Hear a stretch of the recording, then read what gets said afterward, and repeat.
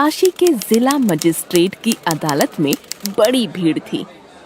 भीड़ के बीच से हथकड़ी से जकड़े 16 वर्ष के एक बालक को 4 सिपाही बड़ी सतर्कता से लाए।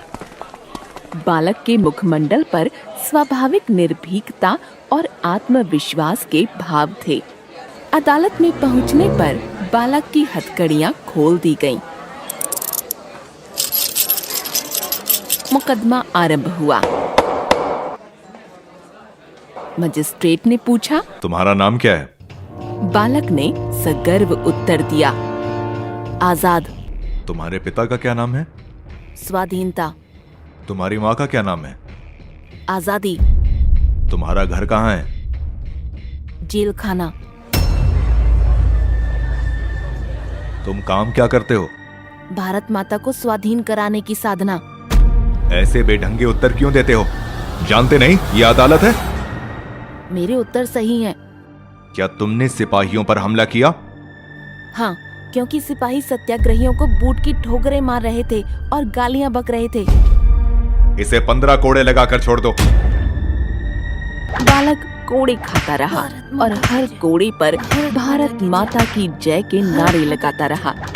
कोड़े खाकर जब वह जेल से बाहर निकला तो उसका पूरा शरीर लहूलुहान था, किंतु उसके चेहरे पर शांति और दृढ़ता थी।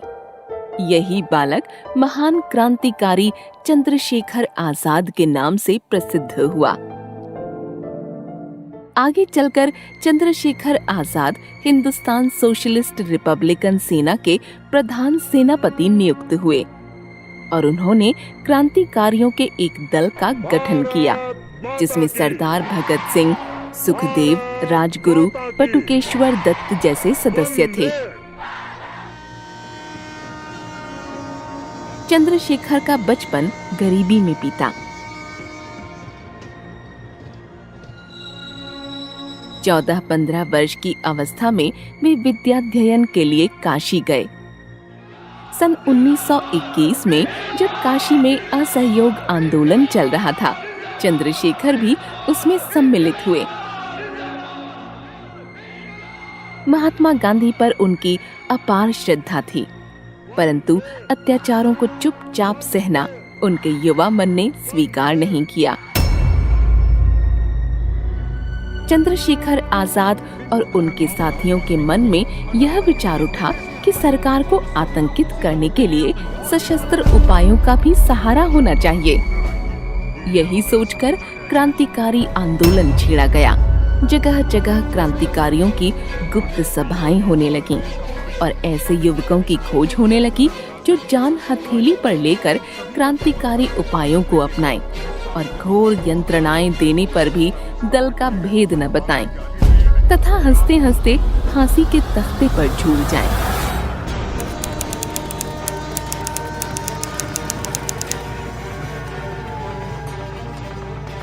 दल के पास संगठन के लिए रुपये नहीं थे, अतः 9 अगस्त 1925 को काकोरी के पास एक रेलगाड़ी रोककर सरकारी खजाना लूटा गया। यह काम शहीद राम प्रसाद बिस्मिल के नेतृत्व में किया गया था। इसमें आजाद भी शामिल थे।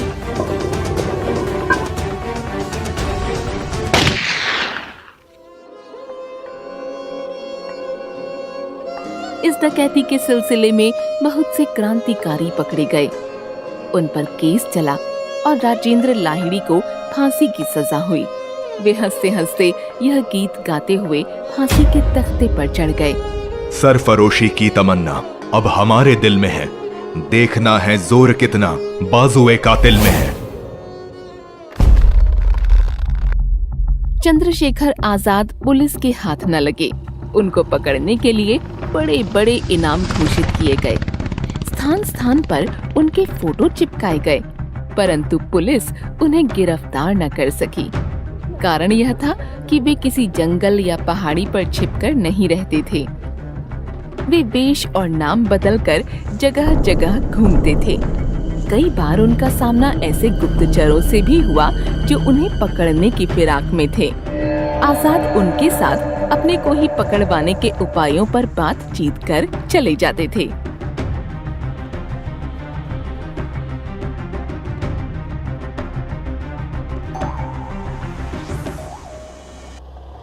झांसी में कुछ दिन उन्होंने मोटर ड्राइवर बनकर मोटर चलाना सीखा और पुलिस अधीक्षक को मोटर चलाकर दिखाई और लाइसेंस भी प्राप्त कर लिया।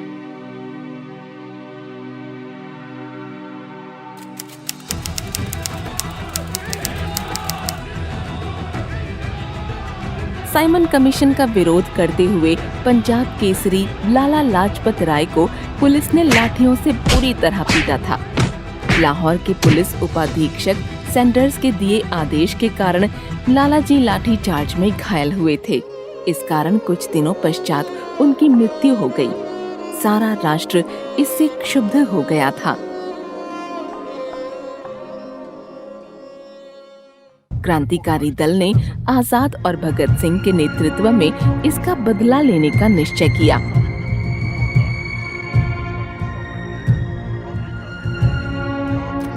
और योजनानुसार आजाद की देखरेख में राजगुरु और भगत सिंह ने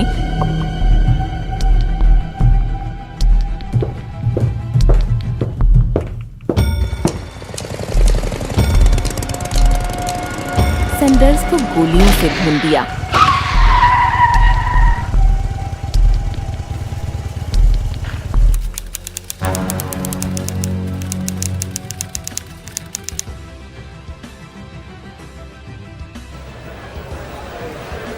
अंग्रेज सरकार ने जनता को कुचलने के लिए 2 दमनकारी बिल केंद्रीय असेंबली में पेश किए। देश ने एक स्वर में उनका विरोध किया। भगत सिंह और बटुकेश्वर दत्त ने असेंबली में बम फेंका और जानबूझकर वहीं गिरफ्तार हो गए। इसके बाद आजाद के और साथी भी गिरफ्तार हो गए। तब दल के पुनर्गठन और दल को आगे बढ़ाने का काम अकेले आजाद के कंधों पर आ गया। इसी कार्य के लिए उन्हें प्रयाग जाना पड़ा। प्रयाग में एक दिन वे एल्फ्रेड पार्क में बैठे हुए थे।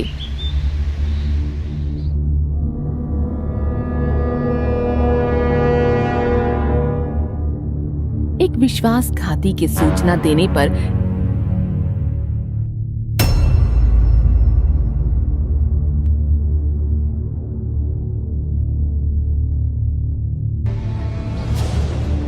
एकाएक पुलिस का एक बड़ा दल वहां आ पहुंचा।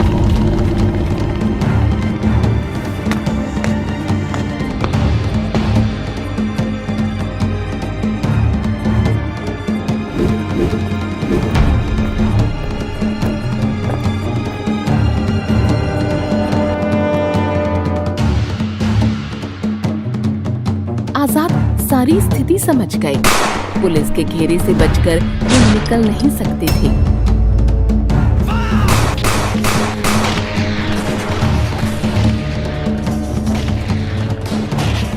अतः वे एक विशाल वृक्ष की आड़ में छिपकर पुलिस पर गोलियां चलाने लगे। उनकी प्रत्येक गोली एक पुलिस वाले का कान तमाम कर देती थी। यह लड़ाई 1 घंटे तक चली।